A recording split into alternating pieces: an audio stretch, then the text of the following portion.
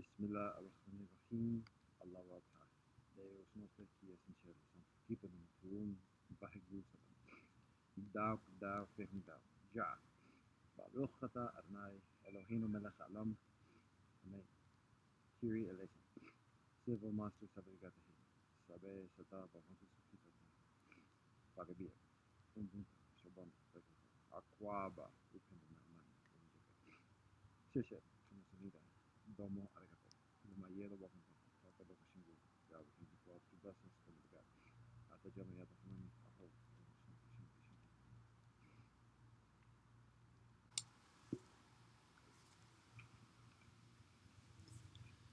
Namaste, assalamu alaikum, shalom, ni hao, buenos dias, heseche, aquaba, welkomen.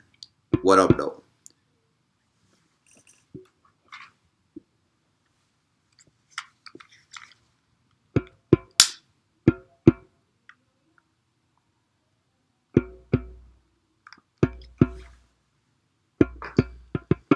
Today we have a story from Iroquois tradition. It is the story of the great law of peace shared by Diganawida and Iroquois. So to begin, we say, oh, the name Diganawida. We say it with respect, with reverence, with care, with mindfulness. Careful how we share that word. And as we share this story, we keep in mind the principle of Welt ethos. Welt ethos is a term coming from Deutschland and Switzerland as well, meaning global ethic. It is the shared principles, teachings of righteousness amongst all our tribes and nations and creeds, colors, clans, all them things that we share in common to build with. We keep this in mind as we share the story of the great law of peace from Iroquois tradition. So, this story begins with a dream. The dream foretells of the birth of a boy who is destined to become a prominent man, a great man, with a great peace and the great law of peace. The dream is shared during a period of strife, of warfare, of conflict, blood feuds against tribes, tribes against tribes, clans against clans, families against families, within tribes, unsafe to go out at night. Day after day, who's going to get done up next? Then the fears amongst the tribes. And it is within this strife that the boy is indeed born. To a young maiden, a young sister, who is unwed. And the grandmother says, what's going on here? I may not like this too much. I've got wind of that dream. You're not telling me who the father is. You got to get rid of the child. The more she's kind, she's obedient, she's caring. She doesn't want to give up the child, but she has to obey what her mother says. So, in the middle of the winter, she goes where she gathers the water, digs a hole in the ice, and leaves the baby there. She goes back home. The next day in the AM, she wakes up, she finds the baby right next to her. Right next to her. The grandmother says, no, do it again, got to go. She does it again. The next day again, the boy returns. One further time, same thing. The boy's back. So the grandmother says, I guess we got to make the best of this. Who are we to impede upon providence? So they raise the boy. And indeed, the boy is handsome. And he speaks words of peace and well-being, righteousness, benevolence. He's pretty with them looks and with them words. And the people don't like him too much. They say, don't tell us that. It sounds like a ploy. It sounds like some fake in the funk facade. We got our ways of doing things. Get on with yourself. We don't want to hear that. So he's an outcast. He grows up as an outcast. And he says, you know what? That's all right. I got peace? How about that? Constancy. He becomes a young man. And as he becomes a young man, he tells his mom and his grandma, all right, it's time for me to go on my way. It's time for me to travel about the lands to share this teaching that I have. This great law of peace amongst the warring tribes. And the boy and the grandma say, we were expecting this. So he gets into his canoe made of white rock. And them say, how are that going to float? He says, you see it. And it goes fast. And he goes off from the land of the Huron people, of which he is born. He travels east amidst the lands of the Oneida and the Onondaga and the Mohawk and the Cayuga and the Seneca. He travels. Along his initial travels, he encounters two hunters. And the hunters say, who are you? What you going to do? What you about? He says, I am the peacemaker. What are you traveling for? They say, they strife where we coming from. We need some of that. What you talking about? So he tells them. He shares a little bit of what he does. They say, all right. And he says, share it. Continue it on. I have to continue on my way. He continues.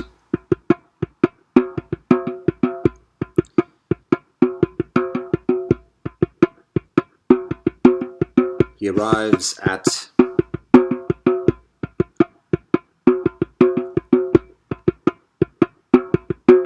the land of the Mohawk.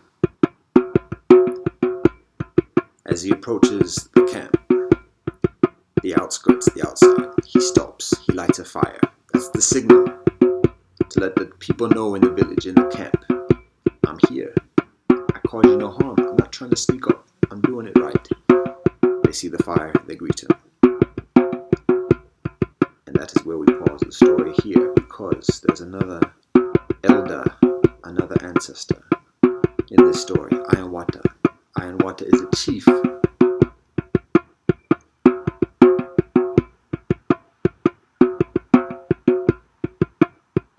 He has 7 daughters. From the Onondaga, as story tells it.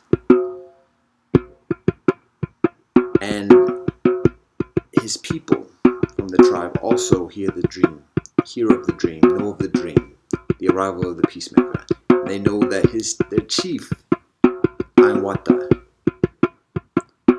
is destined to become a partner, a brother in that mission. But they also figure he's got to have motivation to do that, because he's too happy here. He's never going to leave. He's never going to go find that mission. And so there is a withdrawing of support from his leadership. And amidst that withdrawing of the support from his leadership, he experiences some nasty stuff. 7 daughters, siete daughters he has.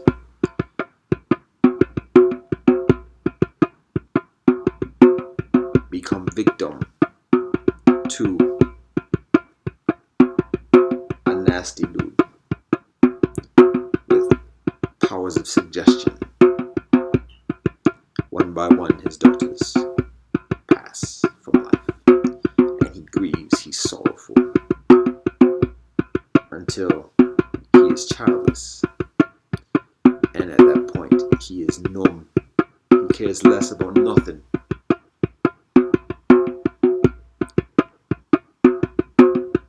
He says, I got to go. Ain't nothing for me here. I got to go. He travels. He meets people along the way, and he's a righteous man. As he sees the people on the way, he sets up his supplies. He stays by himself. And he says, yo, if I saw anybody trouble, I'd help him.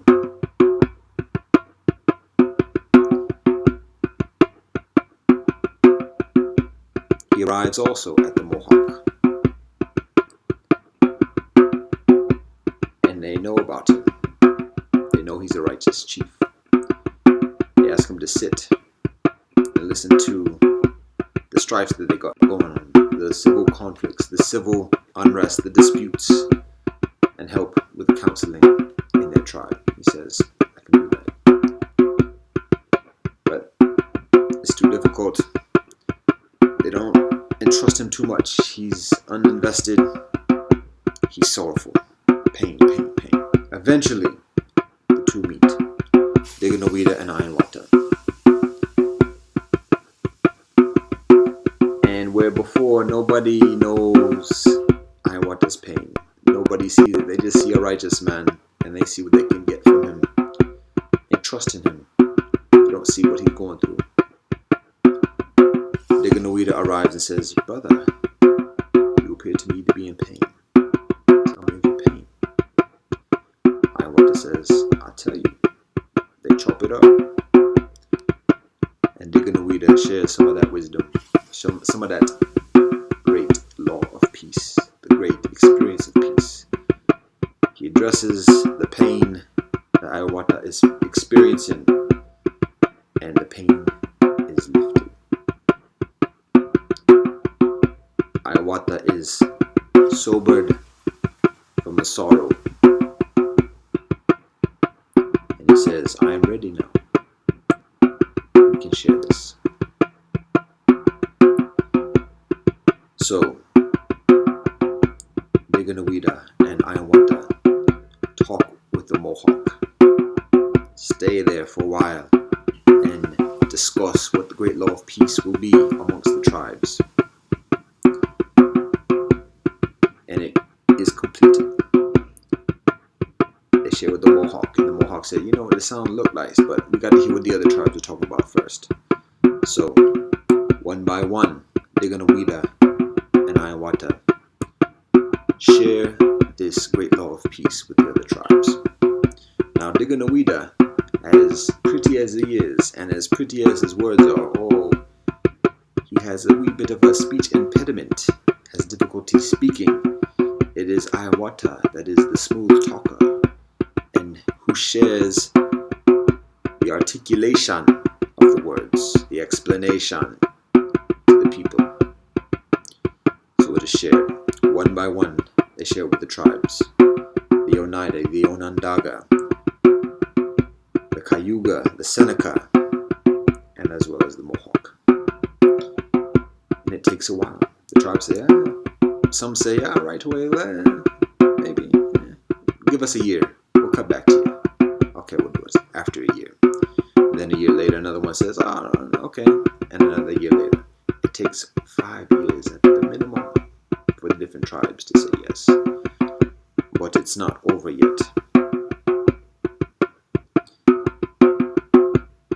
Amongst the Onondaga, where Ironwater is from, there is a powerful man with powerful suggestion. He's got natty snakes in his hair. His back is crooked in 7 ways, crooked, don't walk straight. He eats things alive. He eats people. He's a cannibal. And he's got power of suggestion such that nobody can touch him. They're scared of him. So even with the great law of peace amongst all the tribes, amidst the tribal chiefs, there is still this strong man with strong powers that's doing some bad things. And they got to find a way of getting to him. They tried to send messengers just to say, hey, we just talking, no, we're just talking. He sees them coming from a distance, and he just yells out, watch behind yourself, there's a storm coming. And them turn around in the canoes, and the canoes overturn, flip on the side, get caught up in the waters. They retreat back. They say, we got to do it again, find a different way. They come again. Just want to talk. No, you don't trust it. So he brings a very pretty bird and shakes some feathers from it. Now this bird is a very special bird amongst the tribes. Very pretty feathers, and the men love it because they get snazzy with it. And And when they see that bird and the feathers falling, oh, them brothers that are going to talk with him, they get greedy. They get some of that intoxication of what they can get with them feathers, and they start stressing with each other over getting those feathers. They lose sight of the mission, and they start fighting against each other. Oh, retreat, retreat, retreat. So after the tribes agree, after Diganawi and Ayawata share the great law of peace, Diganawida says, I know how to arrive at Adodoro, the crooked man. I know what we must do. First, with this law of peace, we must arrive with a song of peace. To appease him, to approach him with peace, we have to have a song to set him at ease so that we can approach just to talk. So, Diganawida teaches a song of peace to a few of the brothers. One brother arrives singing the song of peace, and the troop follows behind him, and it's working, but he loses concentration in the midst, all done up. Then the other one takes the reins, sings the song of peace. He also loses concentration as he approaches Adodoro. And then finally Diganawida says, I will sing the song. And so he sings the song, and he's able to stay concentrated, and he arrives at Adodoro. And Adodoro says, what do you want? What you want with me? What's going on? And Diganawida says, you seem to be afflicted, brother. I can heal. And that is what Diganawida does. He provides healing, he straightens the back, he removes the snakes, and he provides sobriety to Adodoro. And Adodoro says, oh, I can see. Thank you. Let's go with this great law of peace. And thus, there is the agreement. Diganawida establishes the tree of peace. This tall tree with great long leaves. It is the tree of peace, and he brings the tribes, the chiefs of the tribes, to circle around the tree and says, this is where we establish our great law of peace, our compact with each other, to live in harmony and prosperity with each other. And he begins to communicate what the great law of peace is, how it works. He shares the wampum belts, the symbolic strings that share the mantras, the words, the ideas of accord amongst the tribes. He says that atop the great tree of peace, we place an eagle. We can see into the distant lands amidst the approach of any hostility from outside tribes, to watch over the tribes within the fold of the tree. The roots of the tree extend to the four directions: north, east, south, and west, to provide strength, stability, foundation for the great law of peace. He shares that within each tribe, within the different clans within each tribe, the matriarchs, the grandmothers, the grandmores of each clan decide who the chief is going to be, who the man is going to be the chief of each clan, to sit within the circle of chiefs. It is the balance of power, the modesty, and the chiefs must be righteous. They must live the peace. They must have a nose for the war, to be able to smell it coming and know how to approach it with righteousness, but walk with peace on the daily. He takes an arrow from each of the tribes and he binds the arrows together and says, must be like the interwoven arrows as one, strengthened discipline.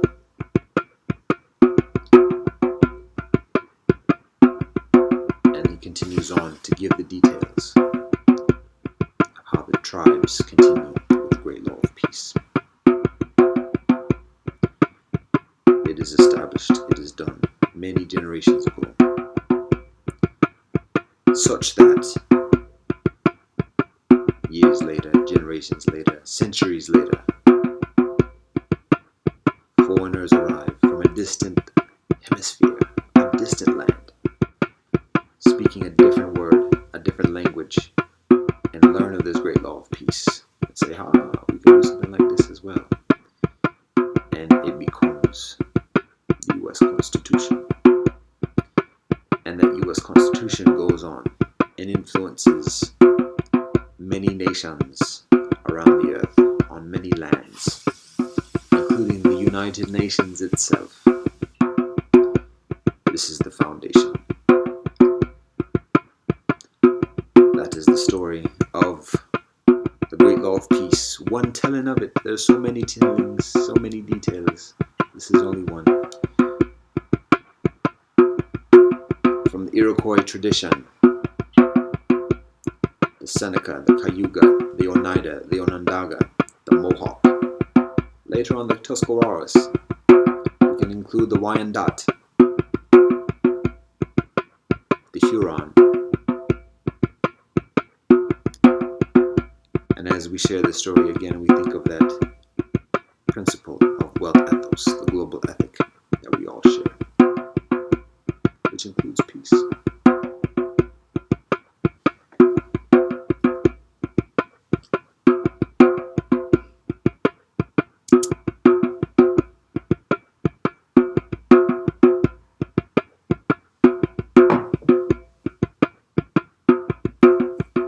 Namaste, assalamu alaikum, shalom, zaijen, adios, te jabaris, esimpin, asmudu, kile ufred. One love and peace.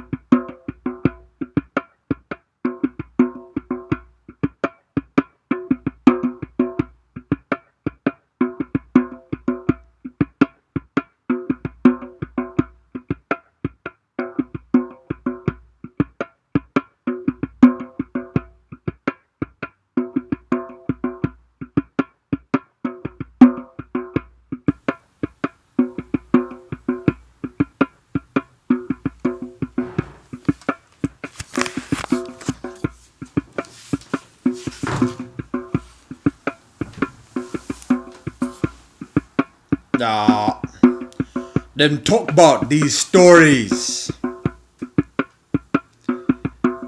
We do our best within these stories to optimize the legitimacy within the stories, our pronunciation, the language, the sources from which we derive the stories, and the manner in which we inform and inspire authenticity within the recipients of these stories to continue the legacy, the inheritance, the treasures of these stories. There are treasures. These stories are rich, and these stories have responsibility. We share these stories with the purpose, with the guidance of knowledge of self, to get a better knowledge of ourselves, an understanding of ourselves, a respect for ourselves and for each other, to better live in peace, harmony, prosperity with ourselves, with each other, with attunement with the Tao, the path, the way, the Dharma, the great mystery, the will of God. In any and all the ways we understand that.